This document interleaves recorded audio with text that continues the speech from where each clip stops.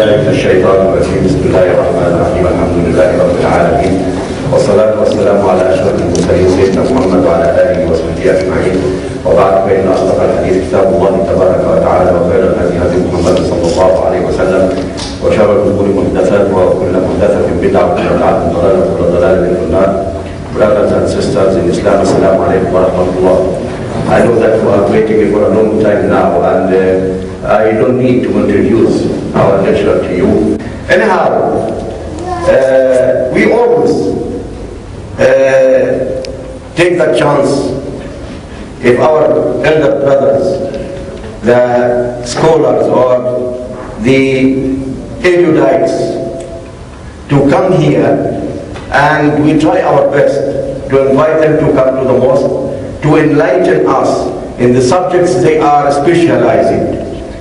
You know our brother Ahmed deedat.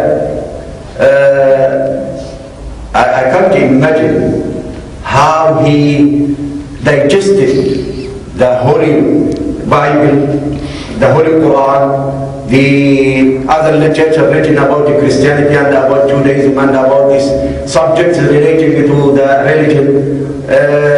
As a matter of fact, when I see him, every time I see him, I look at myself as a child, little child, comparing with his language in the religious matters. I hope that all of us, inshallah, we will be benefited by what he will lecture us, and will listen attentively to him and be benefited by his knowledge. I call upon our brother, Mr. Ahmed deedat. أعوذ بالله من الشيطان الرجيم. بسم الله الرحمن الرحيم. يا أهل الكتاب لا تغلوا في دينكم ولا تقولوا على الله إلا الحق إنما المسيح عيسى ابن مريم رسول الله وكلمته ألقاها إلى مريم وروح منه فآمنوا بالله ورسوله صدق الله المولى العظيم. Mr. Chairman and my dear brothers and sisters, the subject, as has been advertised, is Jesus, man, myth or God. But before we delve into the subject, the atmosphere at the moment in the UK is the atmosphere of the debate that took place on Sunday. People want to know, those who have not been there, because we can't expect the whole of Britain to be there. There were about 12,000 people on Sunday from all over Britain and from the Arab countries and from Africa. They had come. The largest covered hall in Europe was packed to capacity. People want to know what transpired. Those of you that were not there, those of you who were there, can you just put up your hand? I'll have an idea. Oh, mashallah, mashallah. Almost 1/3 of my brothers and sisters were there. But I might share with you certain things that I was not able to share in that meeting, those of you who were there. This might be altogether new to those who were not there. That how the whole thing came about, and the response of the Muslims, that the Muslims on this occasion, they seem to have been the liveliest of audiences that I have ever addressed. What made them so lively? Because usually the Muslims are very placid, quiet, calm. You know, even if it calls for an applause, you will find that they are like straight-jacketed. They won't utter a sound, and they won't show any signs that they appreciate a point, generally. But on Sunday it was not so. Now I have been trying to analyze why all this extra spirit in the Muslim. I may be wrong. You might have better answers. That's what I'm going to give you this moment. You see, this gentleman happens to be an Arab. There's no doubt about that. He was born an Arab Christian, and he has been boasting that his people have been Christians before Islam.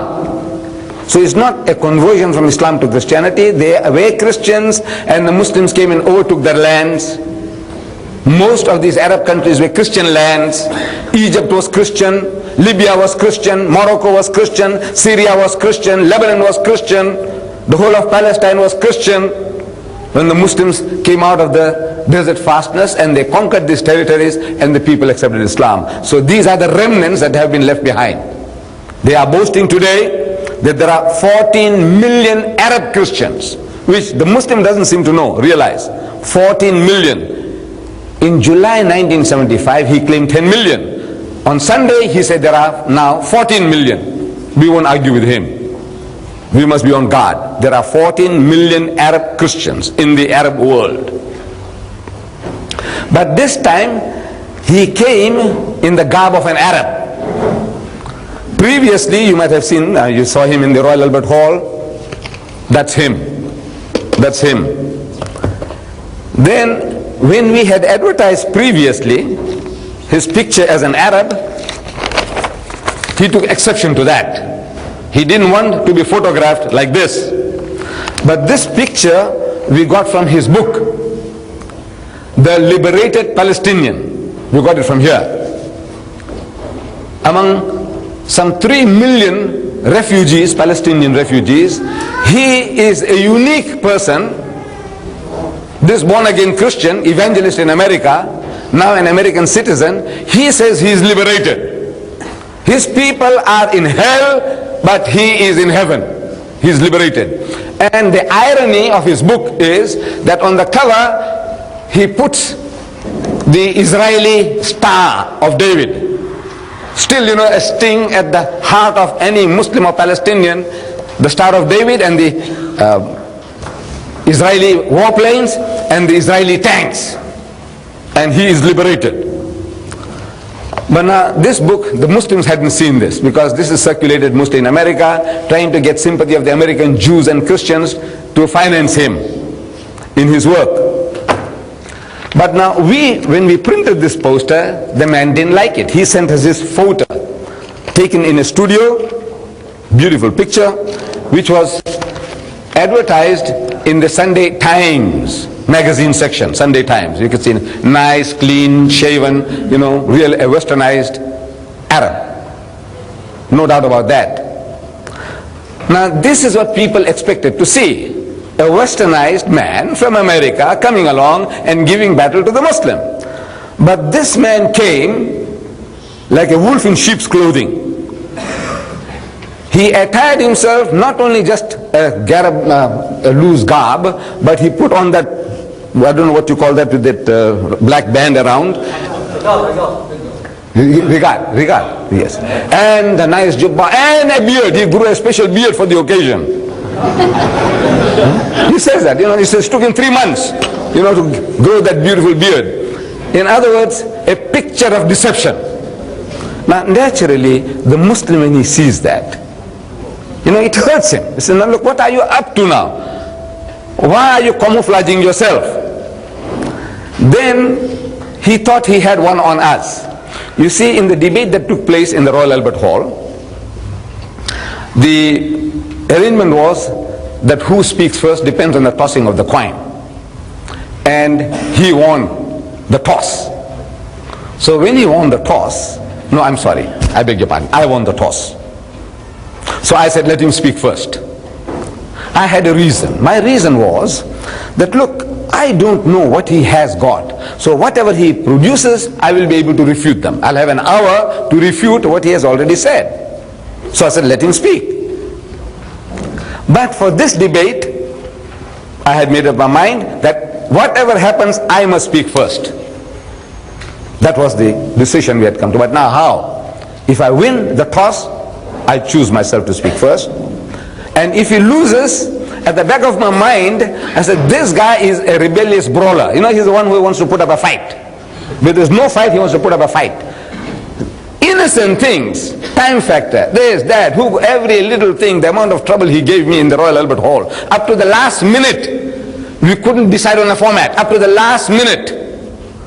Whatever you say, he thinks there's something wrong with that. He's suspicious, you see. So there must be something wrong. There must be a catch. So says, I know now. Says, if he wins, I'm sure he wants to take revenge. He said, last time you made me to speak, now I make you to speak. Alhamdulillah, actually he played into our hands. You see, war is strategy. Our Nabi Karim sallallahu alaihi wasallam, he said, Al-hirbu khid'un. War is strategy. And you have to use strategy when you go into battle, whether intellectual or with the gun. Strategy you need. So the strategy I had in mind was that we got so much material that we can throw at him and he will not be able to touch anything. And amazing, it's a miracle that for 1 hour and 15 minutes I have been throwing things at him. When you get the tape, you see the tape and you verify it for yourself. Throwing things at him, so come on, answer this, answer this, answer this. The Bible is not the word of God, the Quran is. The Bible is not the word of God, the Quran is. And when his turn came, as if he never heard anything. As if he didn't hear. He was like a punch-drunk boxer. You know, he just gets into battle not knowing, you know, he only knows that the bell has rung. You see, so he gets into battle. He doesn't know what has really hit him.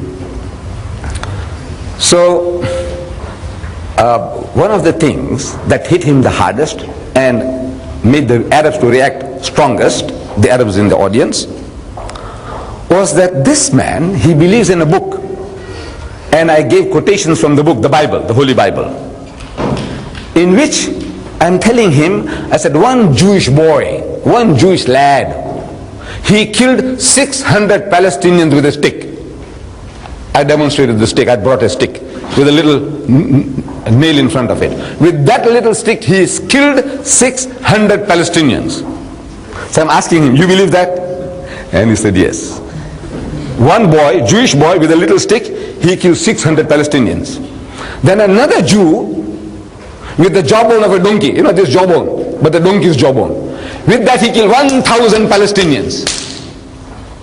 I said, look, won't you want to run away, man? Huh? Look, if he's killing, the man killed 1, 2, 3, 4, 50, 100, damn it all, you 1,000, what are you waiting for, man? And I said, you 1,000 Palestinians, if you only spat on that guy, he would have suffocated with the spit. Couldn't you do that even?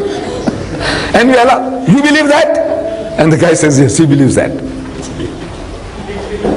Then I says, you know, you Palestinians are so worthless, actually, so worthless. In this book of God, that David, you know, it's Hazrat Dawood alayhi salam. He wanted to marry Saul's daughter, Talut. Talut was the king. He wanted to marry his daughter called Michal. So Saul said, look, the dowry for my daughter is 100 foreskins of the Palestinians. You know what's foreskins? When we circumcise our children, you know the little skin what you throw away, that's called a foreskin. He wanted 100.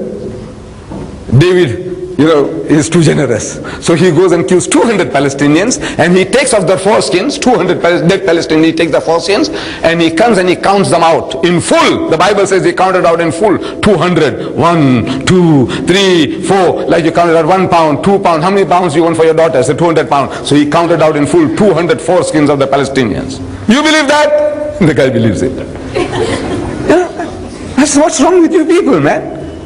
Then God is very merciful to the Palestinians for some special reason.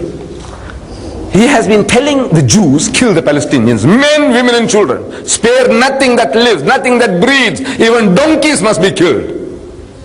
This God Almighty, the author of the Bible as he believes, now he says, look, kill them all. Men, women and children. Even the little ones, boys and girls, male and female, kill them all. But only young women, grown-up women, who would be of marriageable age, those women you save for yourself. But you must verify that they are virgins, that no man has known. If you, in testing them out, if you find that they have been second-hand, kill them. But if you can prove that they are virgins, that you save for yourself. Now, soldiers in the field, think man, think. Soldiers in the field, Jewish soldiers, killing men, women and children. Now they come across a young girl of 12, they want to verify. So how do you verify? There was no saliva test those days, you know. Today the doctors, they take the saliva of the woman to find out if the woman is pregnant or not. Saliva test. There was no such thing. The only manner in which you can verify is to rape and ravish these women. And so they went through and they discovered that 32,000 of these Palestinian girls were virgins. How did they test it? You can imagine, left to your imagination. 32,000. And out of the 32,000, the Lord God wants his share. God also wants a share out of those raped and ravished Palestinian girls.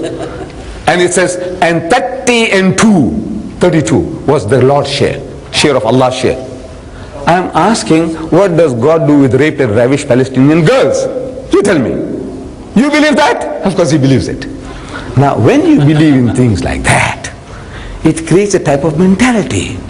Cow down, that this is your destiny, man. You are supposed to be the hewers of wood and the drawers of water. These are your gods. You can do nothing to them. One boy can kill 600. Another Jew, he can kill 1,000. And you people are so cheap in the sight of God. Kill them, kill them, kill them. God's word? He said yes, it's God's word. So what he does is, he writes a book. Once you have that mentality, with that mentality you write a book. And he's given away the whole of Palestine to the Jews in this book. He's advising the people. In other words, he said, look man, what you fighting for? All this Palestine was promised to the Jews. He says, these Arabs, he points out, this is strange that they are not happy that the Jews should have 10,000 square miles. Actually, God had promised them from the Nile to the Euphrates. And in 1982, when they attacked southern Lebanon, he said, look, this is also part of the prophecy. What are you crying about? So now he's very generous to the Palestinian people. He said what he opts for is a small state on the West Bank for the Palestinians, small state with a police force but no standing army. In other words, a vassal of Israel. Small state. What happened to Gaza? He's not worried about Gaza. That's all involved from the Nile to the Euphrates. Give it away. Now naturally, when the Arab Muslim hears this, and I don't know if there are any Palestinians there, the George Habash, he's supposed to be a Palestinian Christian. I don't know if his group hears about this guy, that this is a traitor, a quisling. Naturally you get worked up. So then he started speaking lies. He started insulting the audience, which is never done. Wallah, you never do that. You are wanting to commit suicide. Look, you are in confrontation with the whole audience. You can't satisfy everybody, but you are on a confrontation course and you're calling people names that you got no brains, you got no intelligence, you got no sense. Shh, unforgivable. But that means that is the arrogance, some type of arrogance that's in him makes him to bleat out. Then I pointed out to the audience that this man had lied. He had lied again and again about the Quran. If you remember, if you have seen that videotape, this videotape about the debate in the Royal Albert Hall, is Jesus God? You see this videotape? On that you find at the beginning he appears. He appeared at the first debate that took place in the Royal Albert Hall. At question time he comes forward. We don't know who he is. Very well spoken, speaks good English. And in that immaculate English of his, he says, Mr. Deedat, you Muslims believe that Jesus hasn't died. He said, yes. But he said, what have you to say to this? And he quotes the Quran. Okay. I was stunned. I'm thinking he's a Pakistani. Usually the Qadianis quote that verse, usually. And this guy is quoting the Quran and he says, وَسَلَامٌ عَلَيَّ, in his usual Arabic style. وَسَلَامٌ عَلَيَّ يَوْمَ وُلِدْتُ وَيَوْمَ أَمُوتُ وَيَوْمَ أُبْعَثُ حَيًّا. Which means, he says, he translates, before Jesus was born, he died and he rose again. He says, so the peace is on me, the day that I was born, the day that I died, and the day that I shall be raised back to life again. What have I to say to that? The Quran says that he died, and I say he didn't die. The Muslims say he didn't die. Fortunately for me, he was playing into my hands. This is Allah's way. I am not an Arabicist. That means I know Arabic. I don't know the Quran as a whole. I don't know the Arabic language. But he is actually playing into my hands. He's throwing a ball straight at me. He's getting caught out. I know this verse. So I said, you see, the verse you quoted, وَسَلَامٌ عَلَيَّ يَوْمَ وُلِدتُّ وَيَوْمَ أَمُوتُ وَيَوْمَ أُبْعَثُ حَيًّا means, so peace is on me, the day that I was born, the day that I die, in the future tense, not the day that I died, and the day that I shall be raised to life again. So, alhamdulillah, the people appreciated and they applauded. That means the man was lying. He lied about the Quran. He is an Arab and he's lying in his translation. Then, during the course of the debate, if you remember, he said, you know, I'd like to urge you to consider that when we say Bismillah ar-Rahman ar-Rahim, we see the Trinity 113 times in the Quran, like the Bible says, Bismillah wal Ibn wa Ruh al-Qudus. Trinity, Father, Son and Holy Ghost appear in the Quran 113 times. And so Bismillahir Rahmanir Rahim, which he gave the translation as Allah Rahman Rahim, Father, Son and Holy Ghost.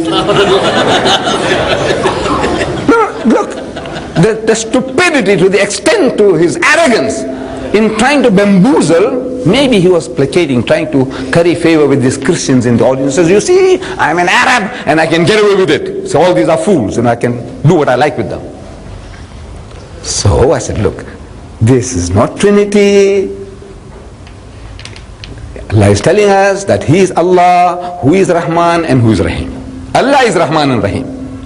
There is not Allah and Rahman and Rahim. Your Trinity is in the name of the Father and the Son and the Holy Ghost. You know, and the conjunction and means three different persons. This is the same Allah who is Rahman and Rahim, and we are given so many attributes of Allah, 99 in the Quran. Huwallahu allazi la ilaha illahu, that He is Allah besides whom there is no other God. Al-Malik, the King. Al-Quddus, the Holy One. As-Salam, the source of peace and perfection. And Al-Aziz, Al-Jabbar. These are not so many gods. It's the same God with these different attributes. So again he tried to pull a fast one upon the Muslims. He bluffed us. Then he made another lie. He said, you know, even the Quran testifies that Jesus is the only person who knows the hour of judgment. Jesus is the only one in the Quran in which the Quran says that he knew of the day of judgment, the last day. Again he lied. The Quran says that will be the sign of the coming of the hour of judgment. Not that he knows. He lied about the Quran. Then a bigger and greater lie, at one stage in his talk at the debate here in the Royal Albert Hall, he said, let me challenge you. 75% of the wonderful Quran in my wonderful language of Arabic is from the Bible. And I would urge you to look into the Bible and find out where these sources are. Let me challenge you. Now this bombastic, the bravado with which he speaks. Let me challenge you, either challenging me or the whole audience. Let me challenge you. 75% of that wonderful Quran in my wonderful language of Arabic is from the Bible. You know what is 75%? Three-quarter of this book is from the Bible. Lies, lies, lies. So I exposed him. I said, look, you said three-quarter. We don't want 75%. Give me one. Just give me one example, one comparison where you say, look, this is now copied from my Bible. In my Bible it says, for example, Ya muallimu nuridu an nara minka ayatan. So you open the Quran, you see the same thing. Ya muallimu nuridu an nara minka ayatan. You read the Bible, فَأَجَابَ وَقَالَ لَهُمْ. You open the Quran, فَأَجَابَ وَقَالَ لَهُمْ. Jilun shirirun wa fasikun. Open the Quran, Jilun shirir. That is copying. This is copying. This is cribbing. This is plagiarism. One verse. Just produce one verse. And I put the Quran, the Arabic Bible, I put one side and I put the Arabic Quran. So while I'm telling, I said, look, you remember you challenged me? Can you do that? He said, yes. Now? He was get up there and then. I said, no, wait a minute, you'll have your turn. You'll have your turn. He had his turn. He left the Quran and the Bible. He didn't touch it. But he did do something. And the audience didn't catch the joke. Even it was difficult for me to catch what was going on. You see, there was something wrong in his delivery. He was speaking at 100 miles an hour, and then he was reading. He was not speaking, he was actually reading, and he had the preparation he had made. He wanted to read the whole thing through. Whether you understand or you don't understand, that means he did the job. He wanted to complete his job, read it all through. So while he was reading, something did sound like the Quran. I don't know, those of you who were there, you'll remember. He had this book with him, this green book.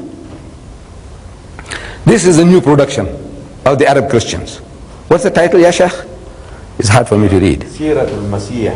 سيرة المسيح. بلسان عربي فصيح. Right. Fasih Arabi. This is Siratul al-Masih. You know, this Sirah in the life of Jesus, you know, in the Fasih, in the eloquent Arabic.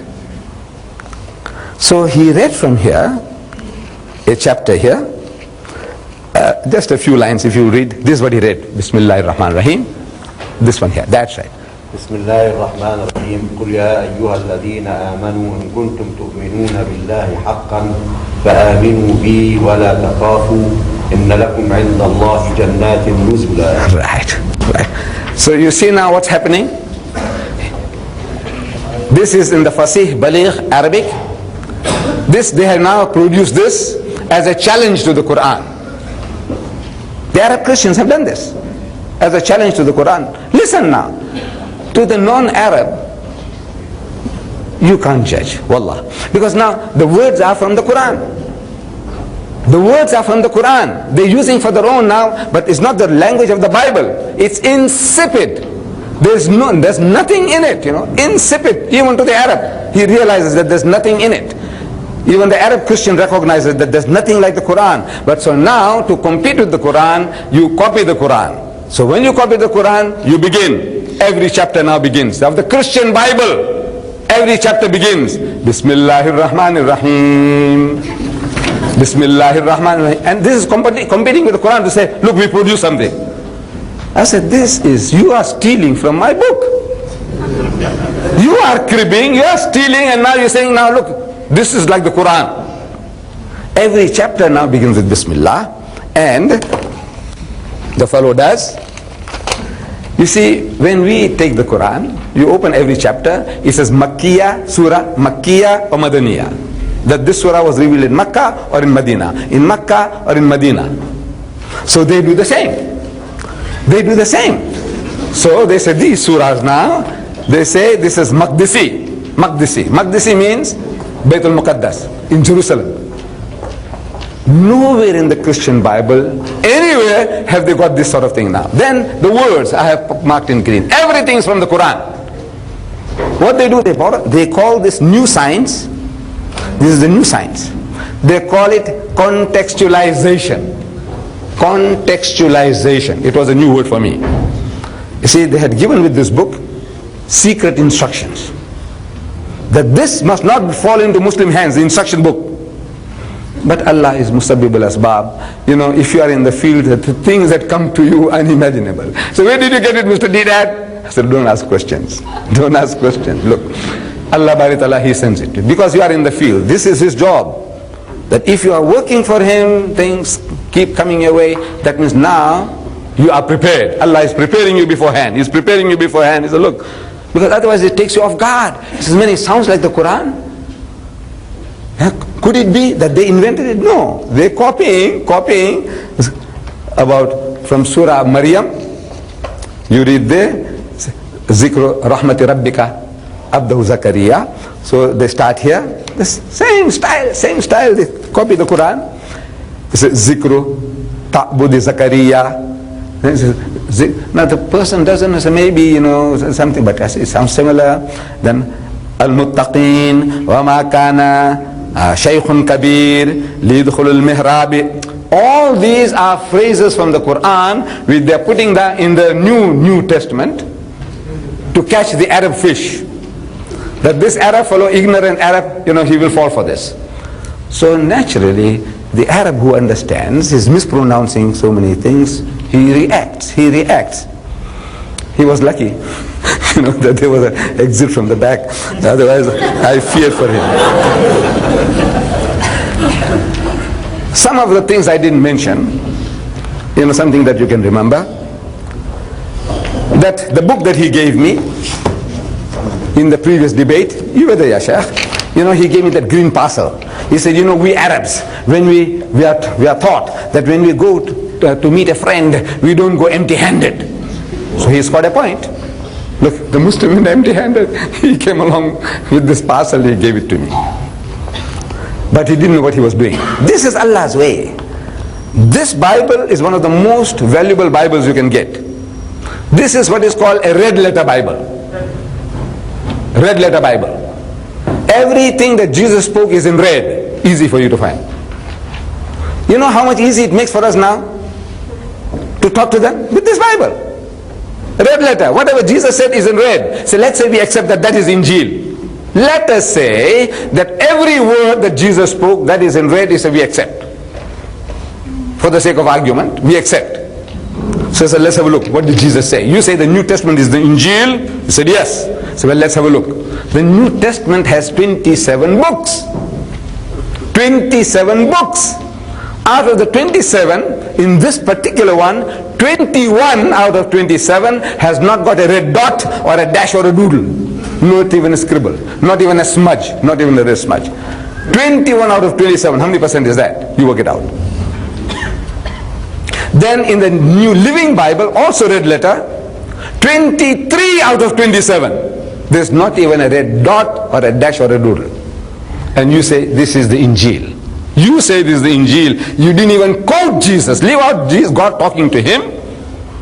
But you didn't even quote Jesus in 23 out of the 24 books. He is not even quoted, not even once. And you say this is the Injil. However, in this so-called Injil, in this particular one, and there are many other Bibles, you find that Jesus is made to do funny things, silly things. I'm only reading from the Gospel of St. Matthew, chapter 21, verse 7.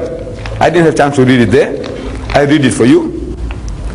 It says, they brought the donkey and the colt. Donkey and the colt. Laid their clothes on them, on the donkey and the colt, and set him on them. They made Jesus sit on them, 2 donkeys at a time. I said, what this man is an acrobat or circus? What is he doing? Look, there's no misprint here. In the King James Version, you read, they set him, one man, on them, on the 2 donkeys. Can you imagine a Jesus riding 2 donkeys at a time? God revealed that. On them, is there. No, this is little wonder that today there are people in the world who think that Jesus was a myth. Coming to our subject, myth, a fairy tale. Things that they speak about him and things that happened in his time. That people came out of the graves. You remember I told you at the meeting there. In the Gospel of Matthew, that Jesus, when he was crucified, the graves opened up and the people came out of the graves and they walked the streets of Jerusalem, left, right, left. People, but they were wearing napkins or skeletons. What? When you come out of the graves, after having slept there for 50 years, 100 years, what do you come out with? And they walked the streets of Jerusalem. Full stop. Full stop. What happened to them? What did they do? Nothing. Who saw them? Nobody. Out of the 27 books of the New Testament, only Matthew saw. Can you imagine? 26 books, there's not one word of such a stupendous happening. People in London or Birmingham coming out of the graves and walking the streets. And nobody sees. Wallahi, it will be world news. No? Even in some village in England, if this thing happened, it will be world news. The whole world will know by satellite. Everybody knows that, in certain little town or village in England, the people came out of the graves and walked the streets. And then what did they do? What did they do? They went back to sleep again. Can you imagine? You came out of the grave. Let's say it was you. You came out and you march with the group. And what do? Go back and sleep? Don't you like to go and see your wife and children? Huh?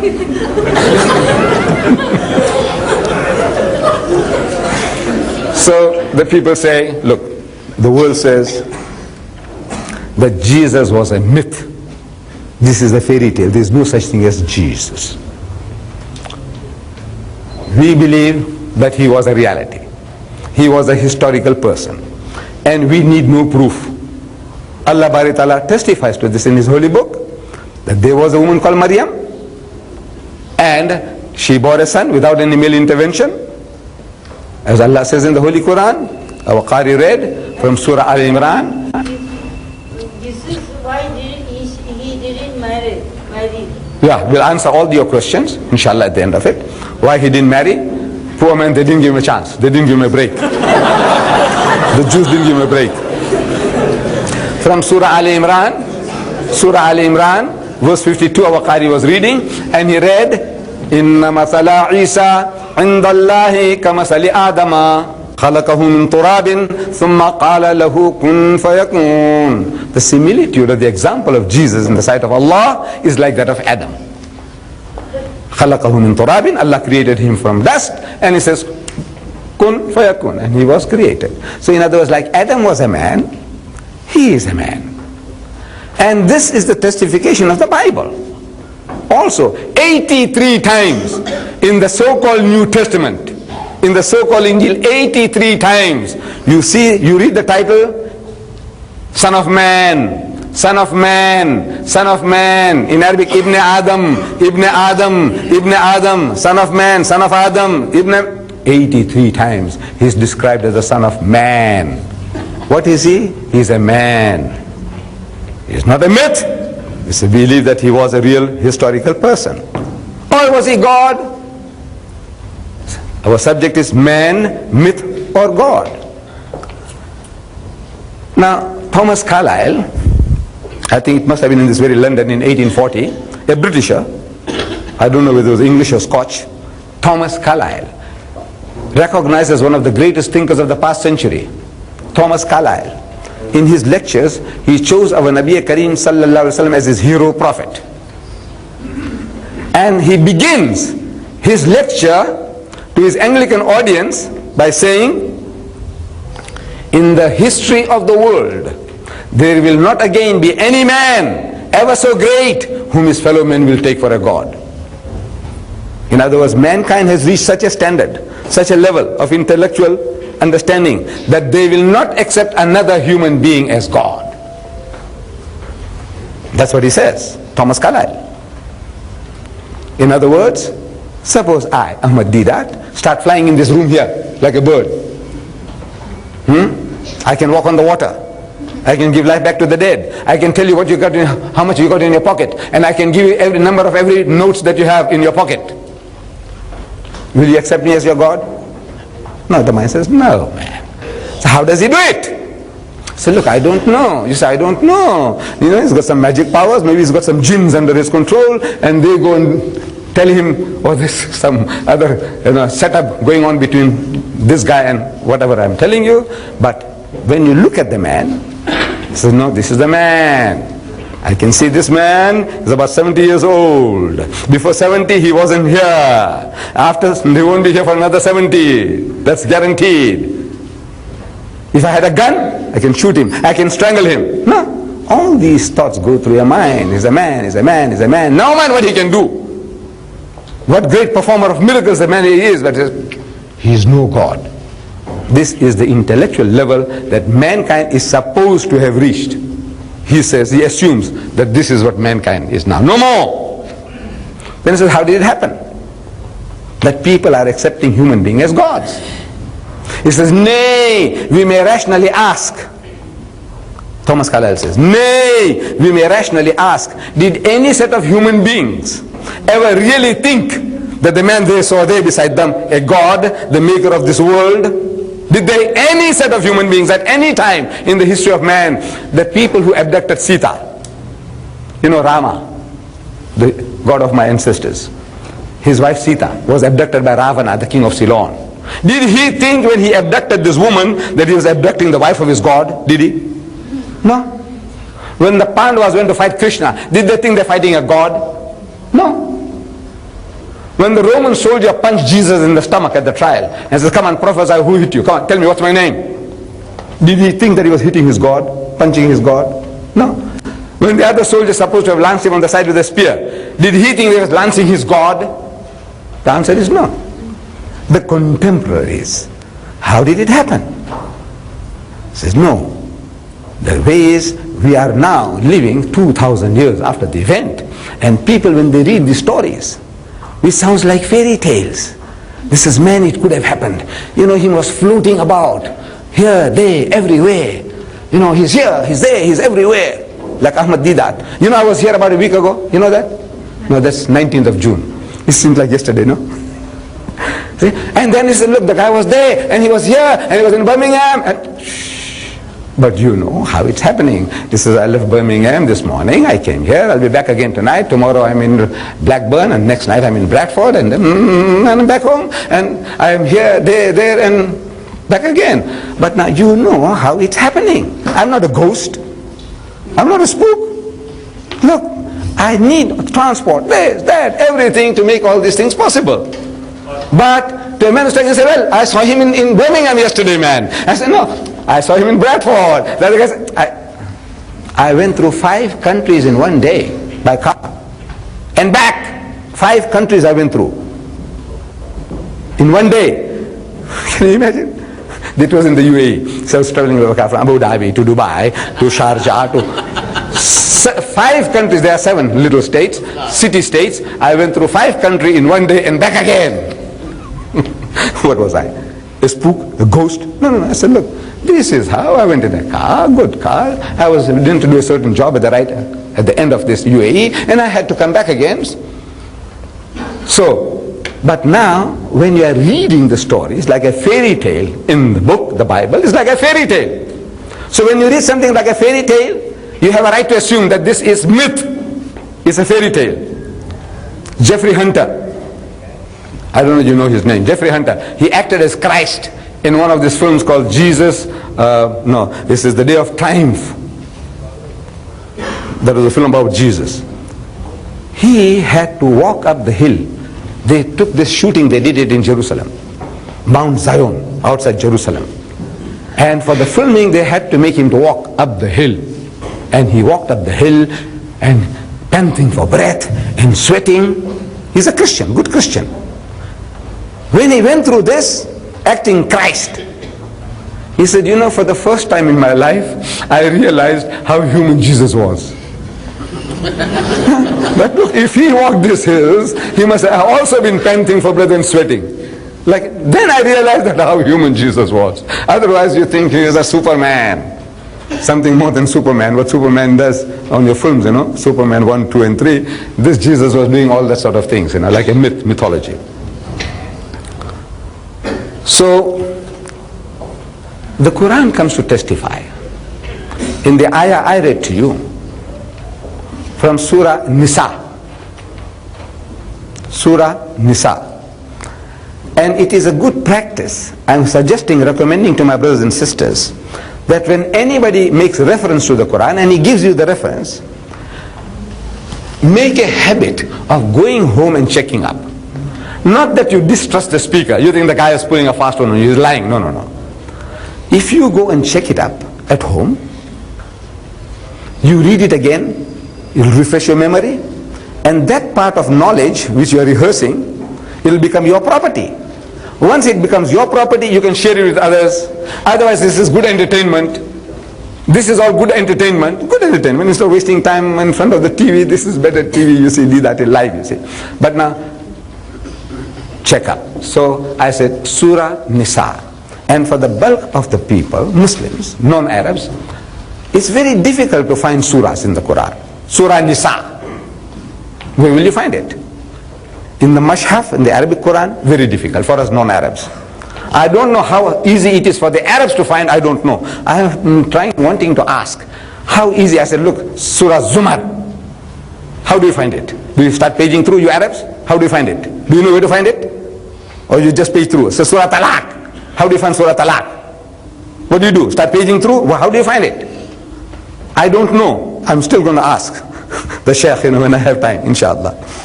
But now, for the non-Arab, for us, if you have a translation like this particular one here, this is by Abdullah Yusuf Ali. I noticed that our brothers from Birmingham had taken the trouble to bring some over. This Yusuf Ali translation. At the back of this volume, this encyclopedia of 2,000 pages, there is a very comprehensive index. Anybody gives you a name of a surah, it's a surah Nisa. Maybe you know, but generally, just like in a dictionary, look under N, Nisa, it'll tell you chapter 4. Very easy to find. Every page is numbered. Chapter 4, ayah number 171, very easy to find. Allah says, this Quran is available in the foyer. They are £5 each. Wallah, they are very cheap. It's a wrong term, but we talk about hadiyah. Hadiyah, hadiyah means what gift you'll give me for this. Now, the man wants to know how much. So I said, look, the hadiyah is £5. So what's that? What's that? I said, no, the hadiyah, you know, the gift. He said, so what gift? I want to know how much, what price. So look, I said, don't waste time. I said, all right, look, it's £5. Take it, it's £5. I said, it's very cheap. Sorry, very cheap. Look at this Bible. I bought this one in Birmingham from a bookshop called Hudson's. This Bible here, I paid £9.95, £9.95.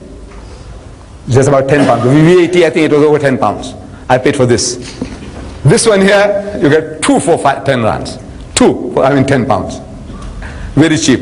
You owe it to yourself and your children to have this in the house. It'll improve your English.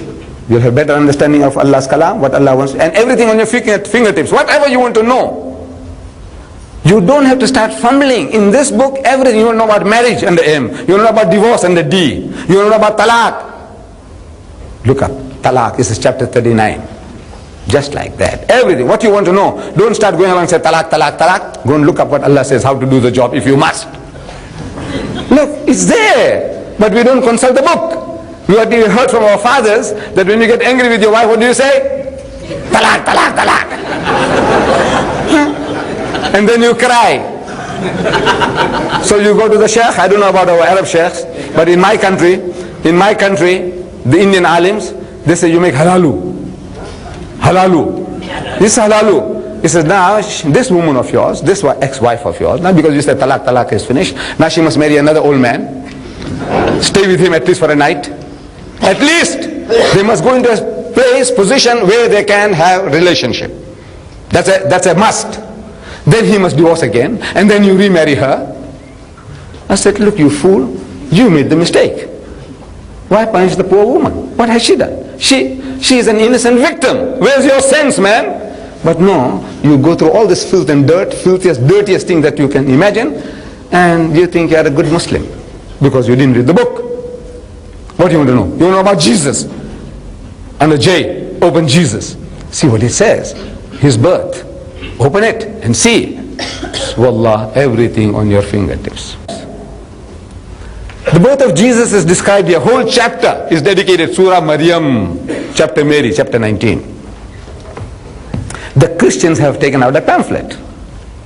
They said, you know, Jesus is spoken of in the highest terms, 13 different places, different titles. And they are challenging the Muslims to produce another personality with any of those 13 2 times to any person. I haven't tried. No need to. Now the question arises, look, all this about Jesus, that he is the word, the kalima, which Allah bestowed upon Mary, that he is the Masih, the Messiah, his ruh, his this, his that. Shh. All these beautiful titles for Jesus, for Jesus, for Jesus. And a chapter, whole chapter, named after his mother, Maryam. Said, you see, this man, he deserves to be worshipped. He's God. Now, why is it that Allah mentions Jesus to that extent? Why is it that his mother's name has to be exonerated? That she is a virtuous woman? Why? Can you tell me? Tell me, why? Why so much about Jesus in the Quran and not about Muhammad? Why? Tell me, don't be afraid. Guess. Why? Yes, brother. Because the Christians have a problem of finding out who Jesus really was. Anybody else? Why? Jesus, you know, he's the Masih, he gave life to the dead, he did this, he did that, his mother was a wonderful woman, saintly woman. Why? One. Because there is dispute between Christians. Yes, my son. Because the Christians say Jesus is son of God. No, you see, there are so many allegations. There are so many allegations about Jesus and his mother, which needs to be clarified. So many charges. That's all right. That's all right. They say, you see, there's a dispute. There has been a dispute about Jesus and his mother. There was no dispute about the parentage of Muhammad. No dispute. There's a dispute about Jesus. So Allah says in Surah Nisa chapter 4 verse 171, Ya Ahlal Kitab, O people of the book, O Jews and Christians, La taghlu fi dinikum, do not go to extremes in your religion. Wala taqulu ala Allahi illa al-haq, and don't say anything about Allah except the truth. Innamal Masih, most certainly the Messiah, translated Christ. Innamal Masihu Isa ibn Maryam, Jesus son of Mary, Rasulullah, is the messenger of God. Wa kalimatuhu, and a word proceeding from him. Alqaha ila Maryam wa ruhum minhum, which he bestowed upon Mary, and a spirit proceeding from him. Fa aminu billahi wa rasulihi, so believe in Allah and his messenger. They are going to extremes. One says that because he's got no father, he is the illegitimate child of Mary. Walud zina. Astaghfirullah. This is what they say, the Jews, that he is an illegitimate child. The other says because he's got no father, his father is God. They're both going to extremes. So Allah tells us what is the true position is, that look, he is a true messenger of God. He is the word which Allah bestowed upon Mary. So believe in Allah and his messenger Jesus, that he is a messenger of God. And because there are insinuations, allegations made against Maryam, the Quran comes to absolve her of all those filthy, dirty charges. The Jews, I wouldn't have quoted at all, wallah, what the Jews say. I just said illegitimate. I would not use the other word.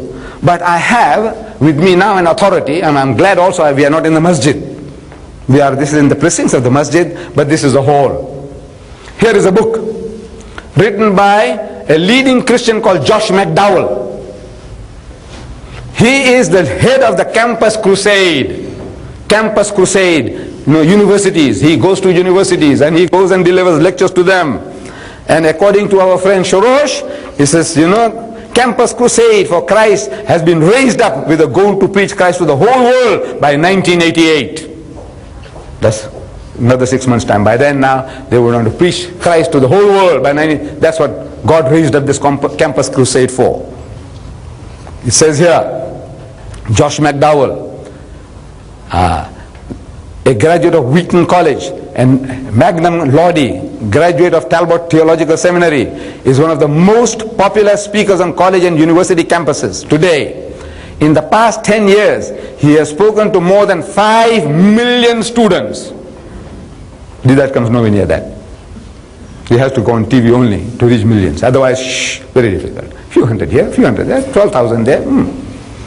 He has spoken to more than 5 million students and faculty at over 550 universities in 53 countries. This mighty man, he says, he wants to prove that Jesus is a historical person. He is no myth. And to prove that, he produces the Jewish Talmud, Jewish religious book, to prove that Jesus is historical. What does he say? This is very interesting. To prove this Jesus is historical, he quotes the Jewish Talmud, religious book of the Jews. It says here, Jesus is referred to as Ben Pandera. In the Jewish Talmud, he is described as Ben Pandera. Ben means son of Pandera. Pandera was a Roman soldier who is alleged to have raped Maryam. And he produced this child. See, bin Pandera in the Jewish Talmud. Who is talking? This is a Christian missionary talking. If we said this, it calls for murder. Wallah. If we utter these words, it calls for murder. We should be shot. Anybody talking like this, listen. Talmud title referring to Jesus bin Pandera or bin Pantere and Jeshu bin Pandera. Many scholars say Pandera is a play on words, a travesty on the Greek words of virgin, Parthenos and so and so. And on the eve of the Passover, it says, Shimeon bin Azai said concerning Jesus, I found a genealogical roll in Jerusalem wherein was recorded, such an one is a bastard of an adulteress. This guy here is quoting the Jewish Talmud. They're talking about Jesus, that he's a bastard of an adulteress. And again, he's a bastard again. And again. Astaghfirullah. To prove what? He says to prove what? Listen. This is proving now to you. These independent accounts, Jewish Talmud, not talking about the Bible now, so the Jewish Talmud says, prove that in ancient times, even the opponents of Christianity never doubted the historicity of Jesus. To prove that he was historical, have to quote the Jewish Talmud to say that Jesus was a bastard, he was a son of this Pandera, Roman soldier who raped Maryam. Now, this is what the Christians stoop down to. You see? That they come down to using the words, quoting the Jewish Talmud, that the Jews say that he is the illegitimate child of Mary. The Christians say no, he's the son of God. So Allah tells us, no, he's neither this nor that. He is a true messenger of God. He is the Messiah, the Messiah. Love him, respect him, revere him, follow him. But worship is due to God alone. Worship him, the Father in heaven, who is a real God. So, you see, the Christians now, they have developed new techniques in approaching Muslims. This our friend Shorosh, unfortunately, he is still living in the past. See, the Christians had tried, the method that he was trying, they had tried before. Attacking Islam, attacking the Holy Prophet, attacking the Quran. These are old-fashioned ways. They have developed new techniques. The real missionaries now, they have developed new techniques. This is an old-fashioned thing. I think the Arab mentality, I don't know where he got it from Palestine. He's still there, he's living in the past. Shorosh is living in the past. The new techniques are that these people, they come to us now and they want to find common grounds. This common grounds is what Allah tells us to find with them. We haven't done it. Allah says, Qul ya ahlal kitab ta'alaw. Tell them, O people of the book, O Jews and Christians, come, ta'alaw. Ila kalimatin sawa'in baynana wa baynakum. That we come to common terms as between us and you. Let us get onto a common platform. And the terms and conditions of getting together, Allah says, Allah na'budu illallah, that we worship none but Allah, wa la nushrika bihi shay'an, and that we associate no partners with him, wa la yattakhiza ba'duna ba'dan arbaban min dunillah, and that we do not take from among ourselves lords and patrons other than Allah. فَإِن تَوَلَّوْا فَقُلُوا اشْهَدُوا بِأَنَّا مُسْلِمُونَ. But if they turn back, tell them that we are Muslims. We have submitted our wills to the will of Allah. Find common grounds, which we have failed to do. So the Christians, through experience, they learn. Not the Quran, they didn't read the Quran, but it's a natural thing to do. If you want to approach somebody, find in communication, find common grounds. They are trying to find common grounds with us. Look at it. They did it. The language that you love to hear, the language of the Quran, they use that. They want to find easy way of approaching you. Look at this. Look at this book. No greater love. No greater love. Look at the beautiful rose. Multicolor. What book is this? Guess. I give you a Quran. Anybody who guesses what this book is all about, I give you this Quran, deluxe edition. Who said that? Everyone said I'm beaten. I'll give it to you then. As soon as I'm finished, you can have it. I only have one, please. Yeah, this is now a new way. Did you receive one like this before? No? You just guessed it. Shh. Maybe I let the cat out of the bag inadvertently. Look at this. No greater love. Any young man will lap it up. He'll pick it up from the bookstores. But they give it to you free. Wallah, they want to give to the Muslims free. No greater love. Who wouldn't like to read it? There was a time when I lacked this sort of thing, Ooh, when I left school, I was reading True Love and Romance. Ooh, just. And if I came across this seems to me like Lady Chatterley's Lover, banned in South Africa. But I said, man, here's something, they're giving it to me free. No greater love. This is the New Testament. Want to catch us now with this, free. New methods. Now they got a new method of approaching us, common grounds, psychological. They come to our homes, we welcome them. This is our typical hospitality. We people, the Muslims, we are so hospitable that our hospitality goes against us. It's a cause of our own destruction. We are so nice, so sweet, like the Indonesian, nice, soft, kind people. So the Christians swallowing them, eating them up, chewing them up. Very nice, kind people. So they come, he said, you believe in Jesus? What do you say? You believe in Jesus? Say yes. You are not a Muslim if you don't believe in Jesus. So he was one of the mightiest messengers of God. What do you say? Say yes, we accept that. So Jesus was the Messiah, the Messiah, translated Christ. You accept that? Said yes. Was Muhammad Masihullah? Was he? No. So you see, Jesus is Masihullah, Muhammad is Rasulullah. But you see, Isa is Rasul and Masih in the Quran, you know that? Jesus, Isa is Rasul and Masih in the Quran. Your prophet is only Rasul. Right? 1 degree higher for Jesus. It says, Jesus was born miraculously without any male intervention. You believe that? Yes. Was Muhammad so born? No. Another degree for Jesus. It says, Jesus gave life to the dead. He says, yes, Bismillah. By Allah's permission. Did Muhammad give life to the dead? Bismillah. He says, no. Another degree for Jesus. He says, where is Jesus? He's in heaven. He's alive? Yes. He's coming back? Yes. Where is your Prophet Muhammad? Buried in Medina. Perhaps his bones have rotted in the grave. So no, we believe he's Hayatun Nabi, he's a living prophet. Yes. But that's metaphysically. Physically, maybe his bones have rotted in the grave. You say maybe. Another degree for Jesus. Do you think God had a purpose in doing all that? He does things for nothing. You just celebrated Eid al-Adha, Qurbani, Bakrid, and you sacrifice a sheep or a goat or a cow. But when you look for that animal, an animal without blemish, no fault, horn not broken, ear not cut, not blind, not limping, right? So yes. You think God Almighty, when He wants to make a sacrifice, is He going to look for second best? Who's second best? I already proved it to you. Muhammad, second best. Is He going to look for second best? Now you argue. No, look, that guy is a trained expert, karate expert. What do you know? What do you know about religion? Nothing. Sitting targets, sitting ducks.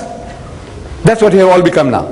Because we have lost this impetus, we have lost our militancy. We didn't do the job for 1,000 years. When you don't do a job, you lose the art of doing the job. You don't know what is all involved. Wallah, all this that is said means nothing. Wallah, it means nothing. It means nothing if you only know. If you have knowledge. When you have no knowledge, you are a sitting duck. You fight. You got the spirit to fight. So you fight and you lose. The guy comes again and he gives you another bashing. And you don't give up. You fight. Sooner or later, you can be converted. The fighter. The fighter is the guy who's going to lose. The safest fellow is the guy who says, hey, go away, man, I don't know anything. I'm not interested in religion. He's safe. That poor fellow is safe. But the fighter, you can't say, I don't want to talk to you. There's something wrong with you. So in my country, for every one boy we're losing 3 girls. They want to argue and debate as well, our daughters. And when they are beaten, they run to the alim, and the poor alim, he doesn't know all this. This is not his line. This is something different. Can't you see? It's a new development. Jesus is Masih. It's Masihullah and Muhammad is only Rasulullah. Now how do you answer that? I said, look, I have a book. I have a book, Christ in Islam, that answers all your problems. And that book is free. Wallah, there's no copyright on it. If you want to reproduce it, go ahead and reproduce these books. Christ in Islam. Christ in Islam. It explains to you all this, what it is. Really, wallah, is nothing. Let's deal with the first one. Jesus is Masih, Muhammad is only Rasul. Right. Just to show you how easy it is once you get the facts, the knowledge. He says, you know, let me tell you now that in your book, the Bible, Masih, Messiah, Christ, is used for so many persons, not only Jesus. In your book, the Bible, in the book of Isaiah, chapter 45, verse 1, God speaks to Cyrus, the Persian king, a mushrik, an idol worshipper, and he calls him my Masih. So, you are my anointed, that though thou does not know me, I have surnamed thee. Like you kafir mushrik, you son of perdition, you Jahannami, you don't know me, but still I call you my Masih. So the Christians translated that as anointed. The word is, you are my anointed. I says, now that word anointed, what is it in Hebrew? It's Messiah, same like Jesus. This mushrik is, Allah says, you're my Masih. In Greek, Christos, translated Christ. So God is telling that you are my Christ, you are my Masih, you are my Messiah. A mushrik can be a Messiah, Masih. So what is Jesus being a Masih? Then pots and pans, the Bible says, were anointed, were made Masih, Masah. Pots and pans. What it means is this, I tell my wife, I said, you see this tea set that we bought? This is only for the VIPs, not for every Tom, Dick and Harry who visits us. Don't give them tea in this. You keep it for Sheikh Zahran and people like that. When they come, we'll take that out.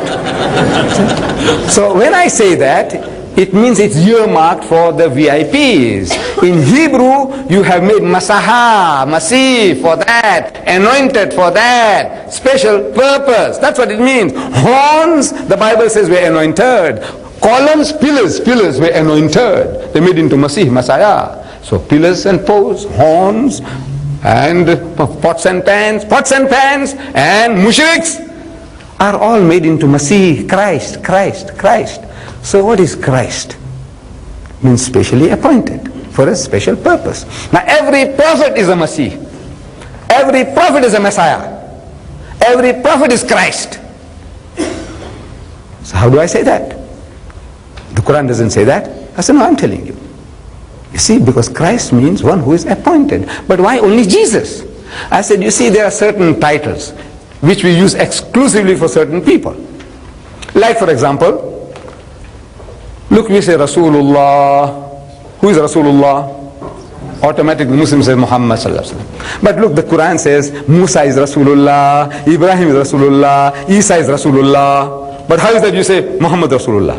No, in our minds, this word Rasulullah associated with our Nabi. It's a Khalilullah. Who is Khalilullah?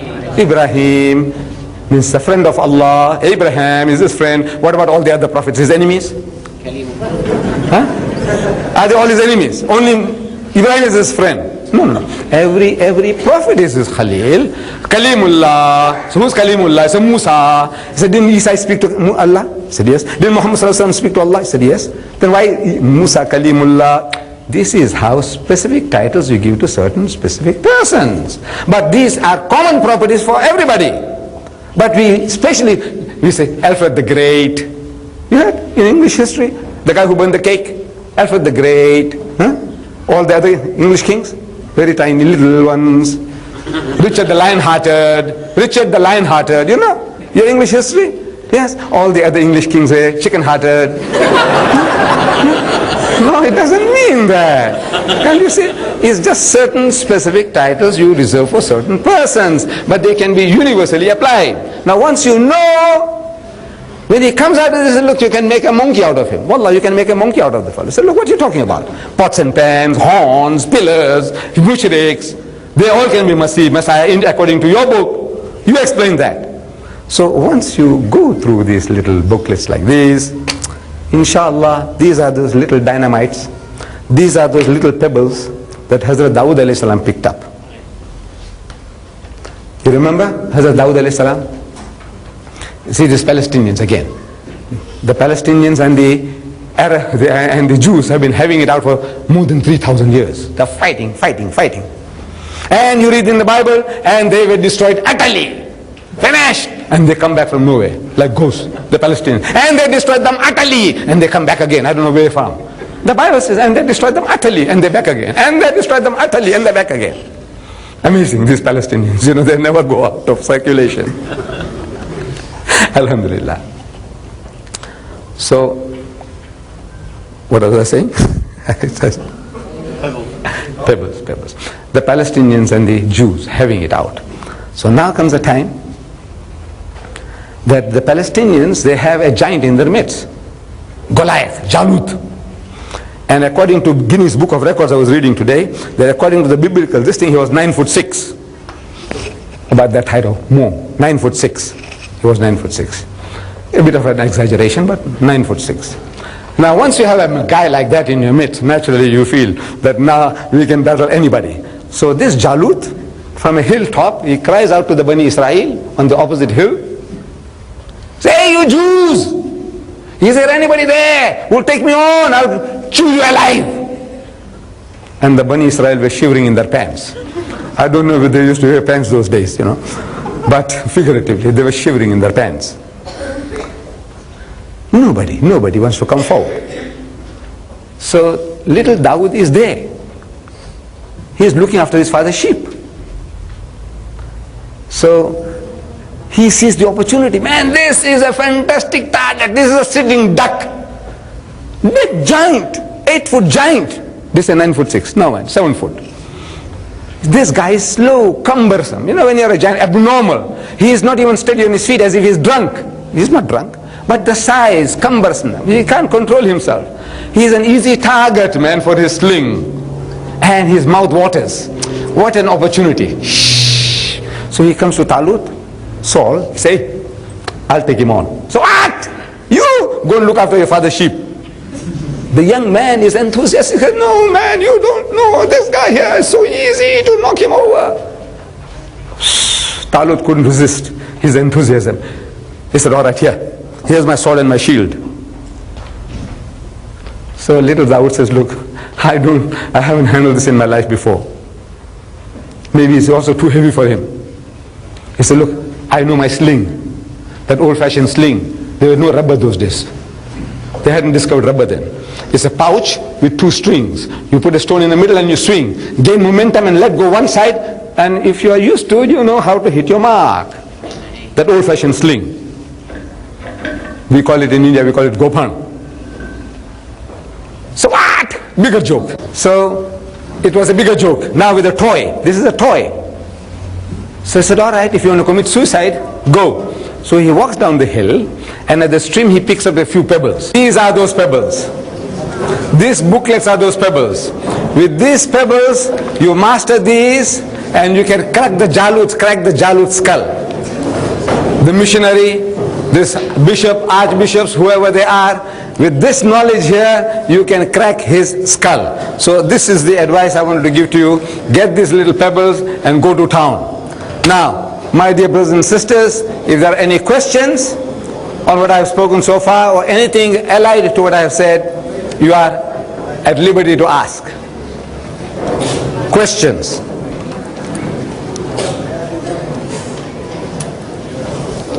Of course, if you haven't got questions, that means you are all converted. I can get back quicker to Birmingham. Yes, my son. It's not about today's subject. It's about why the Christians don't allow people to marry more than one wife. When in Leviticus 18:18, it is allowed to marry more than one wife as long as the wife is not the wife's sister or the wife's mother. And Jesus said not to, he came not to change the law. The question was, how is it that there in the Old Testament there is a injunction given that you can marry women more than one, as long as they are not your sisters or your mothers or your daughters and things like that. Restrictions are given, but they were allowed to marry more than one. And the prophets, as we read in the Old Testament, almost each and every one of them had more than one wife. How is it? And Jesus Christ didn't condemn polygamy, not in the least. How is it that the Christians are today saying that only one man, one woman? That is the question. Now the thing is, this is their own creation. The Christian world up to almost yesterday, they practice polygamy. Now Allah doesn't tell us to go and have 2 or 3 or 4. But there are circumstances in life when it is necessary to protect womanhood. Like I was giving reference, I don't know whether it was last night or at the meeting, that this is a solution to your problem, more especially the West. In America, at the present moment, there are 7.8 million more women than men. Almost 8 million women. At the present moment, there are 20 million women in America without husbands. 20 million. But even if every man in America got married, there will be 7.8 million women left without husbands. What is the solution? The answer. We are asking them, provide the answer. Here in England, soon after the war, there was a news item that on the east coast of England, there were 1.6 million more women than men on the east coast alone. Over Britain, 4 million more women than men. In Britain, if every man gets married, there will still be 4 million women who can't get husbands. And soon after the war, a news item, Dateline from London, I was reading in my country, it said 5,000 misfits to be shipped to America. You know, the human mind is so imaginative that when you read something, you think you got the whole picture. So I'm imagining that these misfits must be cripples with haired lip, with club foot, that they are being sent to America for treatment. That's the imagination. Thinking that America medically is far more advanced than Britain. That's what I'm thinking. But when I read further, the news item said that these 5,000 misfits were the offsprings of Negro soldiers stationed in England during the war. They were the offsprings of Negro soldiers. That they were too dark, too black to be absorbed into English society.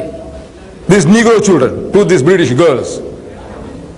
That in your home, if you had this one of these little ones, and with crinkly hair and stubbed nose, he says, now who's this? He says, my sister Mary's child. Everybody comes around, who's this? He says, my sister Mary's child. It's like a dagger in your heart. So what do you do with things like that? Ship them to America, to be joined with the Negro society in America. So they send them. Maybe Andrew Young was one of those. Maybe Cassius Clay, Muhammad Ali might have been one of those. We don't know. But this is 5,000 misfits were shipped to America. They couldn't be fitted into British society. So I am asking the question that these 5,000 misfits, how did they come about? How many Negro soldiers were in England during the course of the war compared to the whites? The white Australian, the white New Zealander, the white South African, the white Free French, the white Poles, and the white British, and the white American, the white Canadian. How many blacks were there? A handful. Compared to the white soldiers, a handful. So what amount of adultery, fornication was committed in Christian England to produce us 5,000 misfits during the course of the war? What amount? You tell me. To create all those illegitimate bastard children. How many? Thousands, maybe hundreds of thousands. You created them. So Islam gives a solution to a problem. It's not a tonic being offered as a tonic, Coca-Cola or Pepsi-Cola. No. This is a remedy, an answer, a solution to a problem. And on BBC TV, some years ago, there was a program. The program was about polygamy. So they brought a group of women, asking them one by one, what do you think, madam? So a woman gives a point of view, says, oh, my dead body, I'll never allow my husband to have another wife. And you, madam? He said, well, you see, if the man will look after me and my children, I don't mind sharing a husband. And you, madam?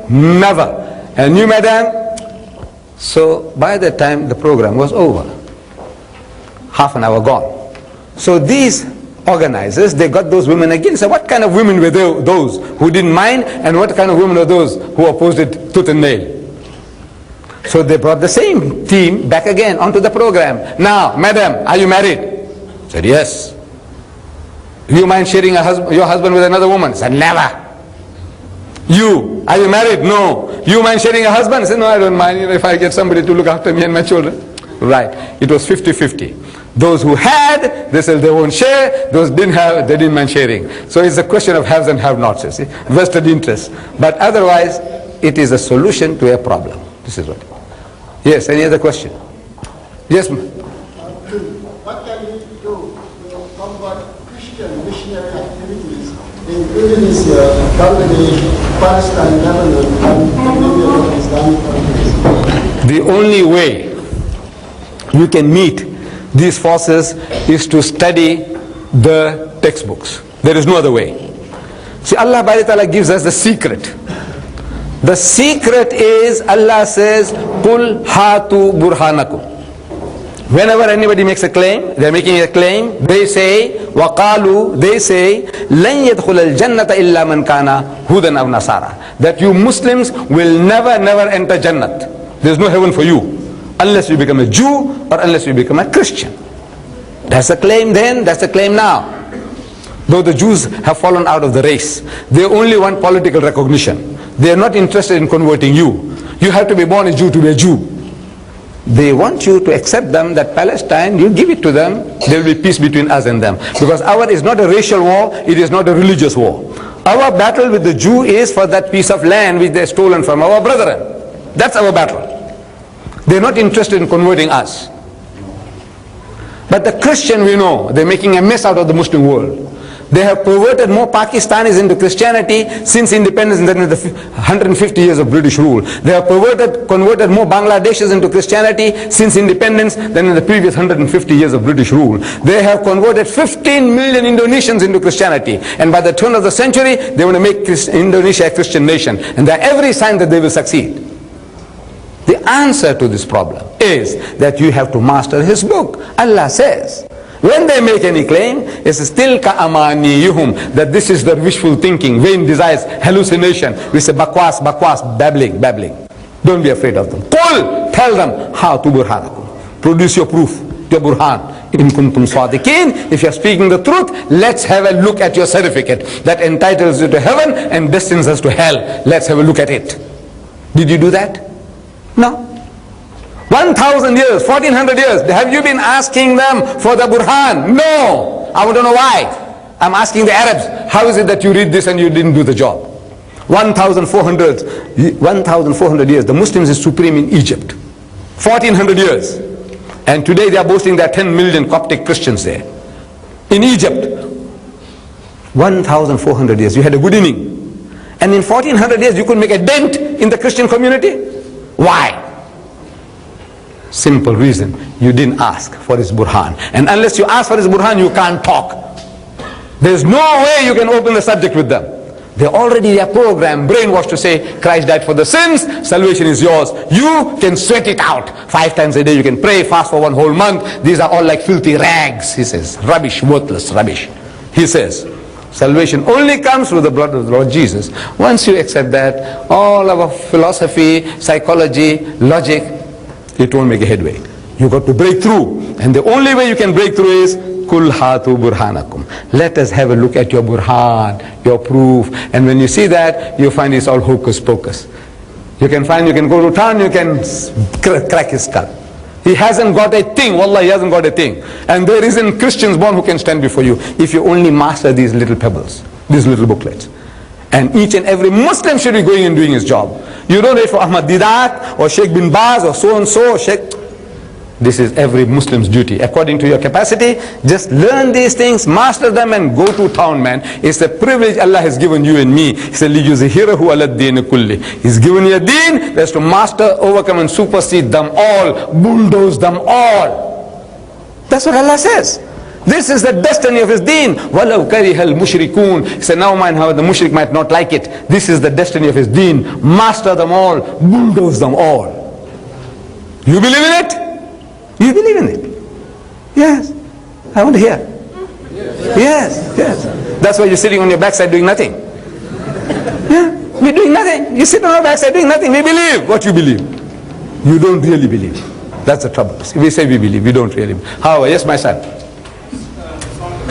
Yes, in a debate, he put Anil Sarosh in a political perspective. Now, if you look at the history and analyze the facts, more Palestinians have been killed by so-called Arab leaders than by the Israelis. More of the suppression is coming from our Arab leaders. If I was to call for Islam in Iraq, I'll be put into prison. If I was to call for Islam in Syria, I'll be hanged. So can you comment on that subject, please? You're talking about politics. You see, our battle was the Quran or the Bible.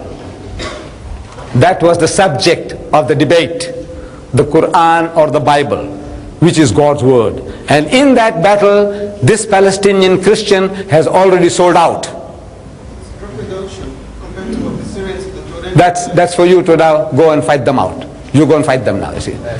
My battle is with the guy who is coming along and knocking at my door. Talk to him, how to talk to him. Yes, Ben? Between the time of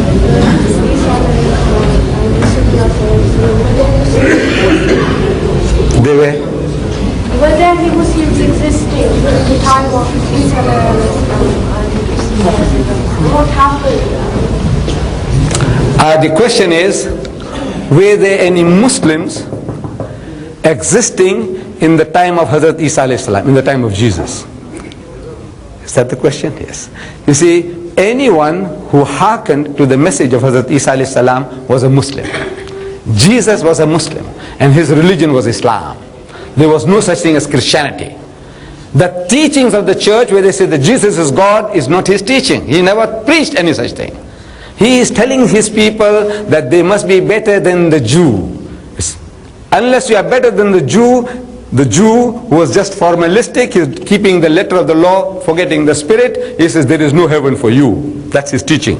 He's telling them, come, I will teach you how to pray. Pray like this. And he's teaching them. He said, oh, our Father, which art in heaven, God Almighty, hallowed be thy name, thy kingdom come, thy will be done on earth as it is in heaven. That is the prayer that he taught. He didn't say the Father of Jesus Christ in heaven or me, Jesus, who's in heaven. He's talking about the Father in heaven. So in other words, he was preaching nothing but Islam. The churches is quite a different thing altogether. It's not his teaching. They are their own creation. But anyone who followed Musa alayhi salam was a Muslim. Anyone who followed Isa alayhi salam was a Muslim. But these people have now deviated. They have deviated from the teachings of Hazrat Isa alayhi salam. Yes, brother. You had a question here. This booklet of yours, the Quran, the Ultimate Miracle, well, I have a cassette of it, I always see it as constituency.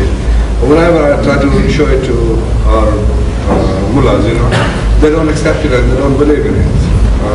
Could you please... There was a book I had written, Al-Quran, the Ultimate Miracle. I had delivered talks on the subject and there were videotapes and cassettes available.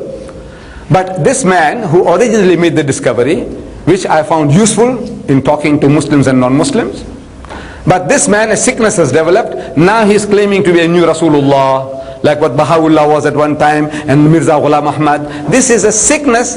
This is a sickness that is quite common. You see, once a person, he finds that he's so clever, that people are, hero worshipping him.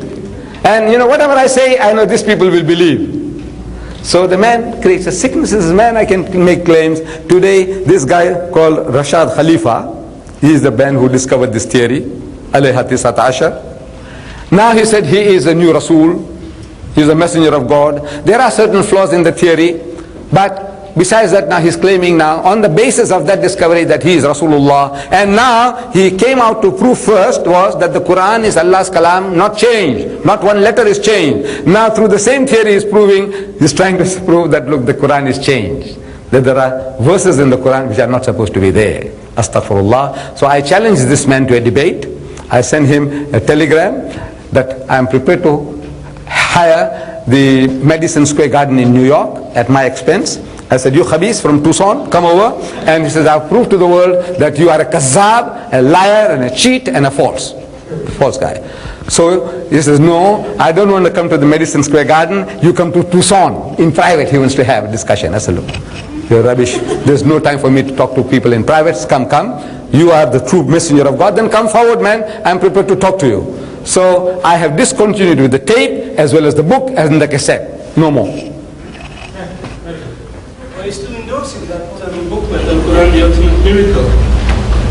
I have no more book, no more video, no more cassette. Finish. There's so much more there. We don't want to create unnecessary strife among the Muslims, and that guy, every time I'm speaking, he's trying to capitalize upon that. So he's trying to win your sympathy that he is a new messenger of God. Finish. We got nothing to do with him. He is an imposter and a liar and a cheat and a kazzab. Discontinued. Finish. No more. Yes, my son. Yes, there. That's right. White shirt. White shirt. Yes, your white shirt. Yes. Can you explain what your views are about Gospel of Barnabas? You see, the Gospel of Barnabas, it mentions our Nabi Kareem sallallahu alaihi wasallam by name. That Isa alayhi salam, Jesus Christ, he prophesied about the coming of another messenger whose name will be Muhammad sallallahu alaihi wasallam. But now this book is not recognized by the bulk of Christendom. They say it's a forgery. They say this is not authentic. Now, the Muslim is wasting his time. Because Allah commands us to demand proof by asking the Christian or the Jew or whoever, Kul hatu burhanakum.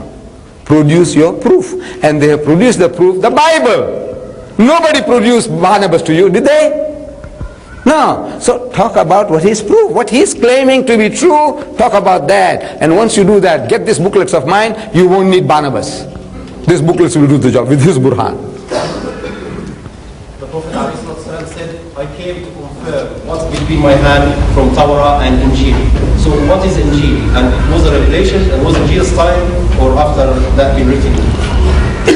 The Injil is the wahi, the revelation, which Allah gave Hazrat Isa alayhi salam. Whatever he gave to Hazrat Isa alayhi salam, Jesus Christ, that is the Injil, the wahi.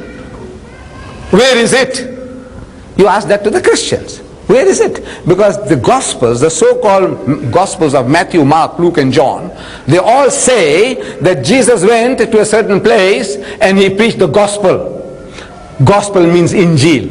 He went somewhere else and he preached the Gospel. He went somewhere else and he preached the Gospel. Every book says he went and preached the Gospel. Injil, Injil, Injil, Injil. So we are asking, did he have Matthew, Mark, Luke and John under his arm? Is that what he was preaching? No. Where is that Injil which he was preaching? That is what Allah gave him. So whatever Allah gave him is the truth. But they haven't got it. So as the mention about the book, the Bible, in red letter Bible, I said 21, the one in which Shorosh gave me, 21 out of 27, there's not even a red letter, dot or dash. Supposed to be of Jesus. That's... You got a chance, you got a chance. There is someone here, yes.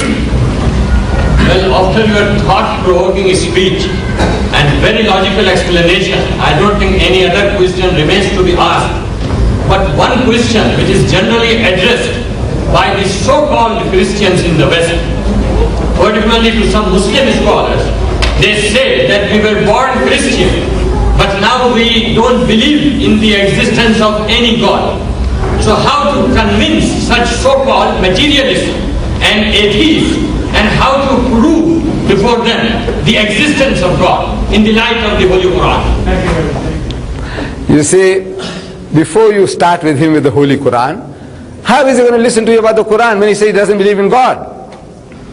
So, these people you're talking about, this Westerner, whoever he is, whether American or British, he is still a Christian subconsciously at the back of his mind. Because as soon as a fight starts between the Muslim and the Christian, he will take the Christian side.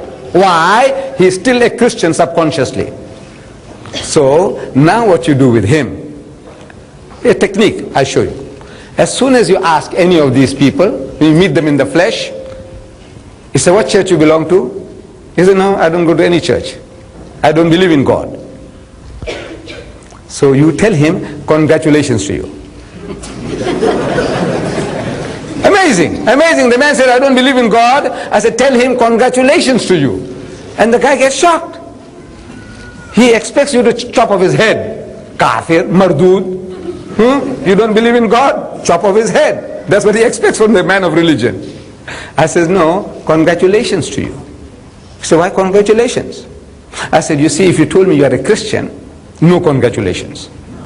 Because your father was a Christian, your mother was a Christian. Right? He said, right. So what did you do? Nothing. You tell me you are a Muslim, no congratulations. Why? Because your father was a Muslim, your mother was a Muslim. What did you do? Nothing. But you tell me you don't believe in God, I say congratulations. Because you have been thinking. What made you to reach that stage where you say there is no God? You were thinking. So for that I congratulate you. What were you thinking? Well, about what you heard, the stories you heard. You went to Sunday school. Your environment, they're telling you about Adam and Eve. Yes. You read about Adam and Eve in Sunday school. You heard the stories. Yes. Adam and Eve, they were put into the garden. When God made them in the garden, He said, now look, eat and drink. Eat any of the fruit in the garden except this one tree. In the middle of the garden, the fruit of that tree thou shalt not eat. Because the day that thou eatest thereof, thou shalt surely die. Right? He said, yes. And they ate. And they discovered that they were naked. Prior to that, they were in a state of innocence, like little children. They didn't know what was what. As soon as they ate, that was supposed to be the tree of knowledge, the fruit of the tree of knowledge, so they realized that they were naked. So they started plucking leaves and covering themselves up. And Adam heard. I'm reading the Bible which he read. And Adam heard the footsteps of God walking in the garden in the cool of the day. You know, mighty King Kong, boom, boom, boom, boom, boom. That's what the Bible says. He heard the footsteps of God walking in the garden in the cool of the day. It was afternoon, late afternoon. So Adam went and hid himself away in the bushes. So God comes and stands where Adam was a few seconds before, and he scans. He can't see them. So he shouts, Adam, Adam, where art thou? Kahan hai tu, kahan hai? Poor God, he didn't know where Adam was. Or maybe he was playing hide and seek. Look, we do play hide and seek. You see, I do it with my grandson. He's 4-year-old now. See, I go home, my grandson, he's there in front of me. But I look up all over. I say, Rais, Rais, tu kahan hai? I say, where are you? And he's having a good laugh. He thinks, grandpa can't see. Look, I'm playing the fools with him. He says, where are you? Where are you? He's laughing. So maybe God Almighty also, he wants to play a little joke with Adam and Eve. So Adam peeps through the bushes and he says, I'm here. So why do you behave like that? You have done something wrong. He said, no, I was naked. So how do you know you were naked? You have been eating of the fruit. He said, no, the woman that thou gavest to me, that woman. You see, if you didn't give me that woman, I wouldn't be in trouble. You gave me that woman, now got me into trouble. A new woman? He said, you're the serpent that beguiled me, passing the buck, the oldest game in the world. Don't own up. Now, I'm asking the Muslim, you believe in a God like that? You believe in a God like that? No. He says he also doesn't believe in a God like that. So congratulations. You read further down, Genesis. Hazrat Musa alayhi salam wanted to see God. So God says, look, you can't see me and live. The Quran says, Lan tarani, you'll never see me. But in the Bible he's insistent, like a spoiled child. He said, look man, oh Lord, I love you so much, I must see you. What can you do with a fellow like that? He said, all right, I will appease you. So God Almighty puts him between two rocks and puts his hand in the opening. So Musa alayhi salam can't see him. Then he turns his back and he takes away his hand. And Musa saw the back of God, saw his backside. Because his front side, if he saw, he would have died. You believe in a God like that? Who shows his backside to Musa? Says no. Look, he's agreeing with you. What you want to tell him, he's telling you himself. You believe that Mary carried God for 9 months? Ask him. He said, no, you believe that? That Maryam carried God for 9 months? And this God was born and was circumcised on the 8th day. You believe that? No. So look, that man has taken the first step towards Islam. What is the first step? Anybody want to accept Islam? What do you say? Say, start. La. What is la? No. La ilaha. There's no God. There's no object of worship except Allah. So he's taken the first step. He's saying la ilaha. This. That God. That God. No. He's taken the first step, man. Take him the following step. Take him further. That's your job now. congratulate him and take him out from there. Say, come, man. How did this thing come into being? So he explains to you, and you find the Quran confirms. The Quran confirms. He says, look man, this book is telling what you are telling me. Inshallah, you'll be able to do the job.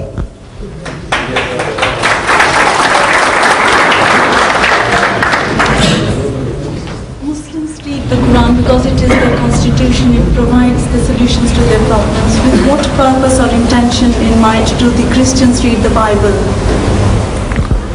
Well, you see, the question is that the Muslims read the Quran with the idea, the intention that this is Allah's constitution for us, that we may guide our lives by it. The Christians, with what intention do they read the Bible? Generally, the Christians, they're only reading with one idea, that this Bible just proves that the system of salvation given by God is that this God Almighty who made Adam and Eve, He's going to come into the world some 6,000 years after 4,000 years after Adam, and He's going to come and die for your sins. This is what He's interested in. So although they are not religious, but at the back of the mind, this is salvation. Rah-e-Najat, Jannah. This is what they have, they get it. So they believe. This is like a talisman, like a taweez. Once you have the book, and you believe, salvation is yours. They're not interested in practicing anything, because they say it's not works, not by works that you get heaven, it is belief. Like Swagat was saying, he said, you see, God Almighty, once He gives you salvation, you do something, you say you accept Jesus, so He gives it to you. Jannah, He'll give you. You're now in His good books. You do something evil, He's going to take it away again. And then you do good, He gives you again. And you do something evil, He takes it. I said, no, God doesn't do that. Once you have achieved reached salvation, finish. He paid for it. Jesus Christ paid for it. So this is beautiful idea. If it was true, most fantastic idea, for getting heaven. You don't have to do anything. You just believe. You say you believe and salvation is yours. Of course, for us, we have to sweat. And it's easier just to believe and get it. So they are only wanting to find justification for that belief that Christ died for their sins. Our sister, yes. Well, Quran says that Muslims can marry Jewish and Christian women. But can you tell me, or can you prove that any Christian or Jewish woman has ever produced a Muslim child? The Spanish downfall was due to these mixed marriages. In India, the downfall was due to these marriages with the Hindus, they said, no, it wasn't right. Anywhere you go where there are mixed marriages, there is no Islam left. No, because children, they are brought up with the mother, they spend more of their time with the mother. And whatever they educate them, they look. So many of our brothers, they take this advantage that we can marry Jewish or Christian women. But don't they think that what are the consequences?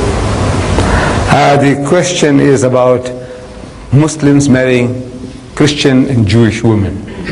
Allah Ta'ala tells us that you can marry women of the Ahl al-Kitab who are, the word mutata, the pious women among them, wal-muhsinat, of those who are virtuous women. Among Muslims, when we are looking for wives, we must look for virtuous women. When you find among the Christians, they should be better than any Muslim woman you can find. But generally, our brethren, they get the rejects. You see, this is, I give you an example. See, when I was working in the furniture trade, I had a brother working with me, Mr. Hafaji, and I saw his brother one day with a colored woman. It's a mixture between black and white in South Africa. And to all appearances, she was a spent force, ugly and all that. So I'm coming and telling this friend of mine, I said, I saw your brother with his wife. And what a thing, man, what a thing. He says, you see, Mota, big brother is telling me, some people, they eat meat and they throw away the bones. My brother picks it up and makes a garland. So there are brothers, Muslim brothers, they make garlands around their necks. Where did they find this woman? It's on the dance floor. Where did you find her? In the cinema.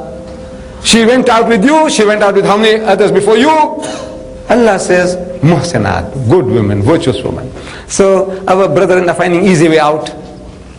They say Islam allows. What does Islam allow?